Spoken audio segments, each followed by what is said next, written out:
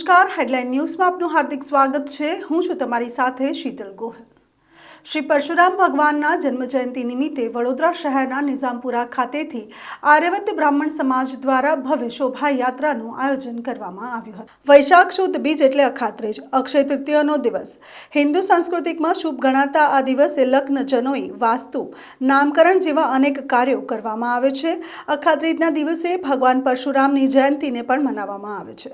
સમગ્ર માનવજાત માટે સતત વિચારનાર અને આપખુદશાહીનો અંત લાવનાર તેમજ શસ્ત્રીને સાથે શસ્ત્રોનો પણ ઉપયોગ કરનાર પરશુરામ જયંતિ આજના દિવસે ઉજવવામાં આવે છે। શ્રી પરશુરામ ભગવાનના જન્મ જયંતિ નિમિત્તે વડોદરા શહેરના નિઝામપુરા ખાતેથી આર્યવત બ્રાહ્મણ સમાજ દ્વારા ભવ્ય શોભાયાત્રાનું આયોજન કરવામાં આવ્યું હતું। જે શોભાયાત્રા નિઝામપુરાથી નીકળીને ફતેગંજ, કાલાઘોડા, કોઠી 4 રસ્તા થઈને રાજમહેલ રોડથી કાશી વિશ્વનાથ મહાદેવ મંદિર ખાતે પહોંચી હતી, જ્યાં શોભાયાત્રાને સમાપન કરવામાં આવ્યું હતું। આ શોભાયાત્રામાં સમસ્ત રાજસ્થાન સમાજ, પૂર્વાંચલ લોકશાહી મંડળ બ્રાહ્મણ સમાજ તેમજ શ્રી શ્યામ સેવા સમિતિના લોકો ઉપસ્થિત રહ્યા હતા। તેમજ હેમાંગ જોશી સાથે રાજકીય આગેવાનો પણ ઉપસ્થિત રહ્યા હતા।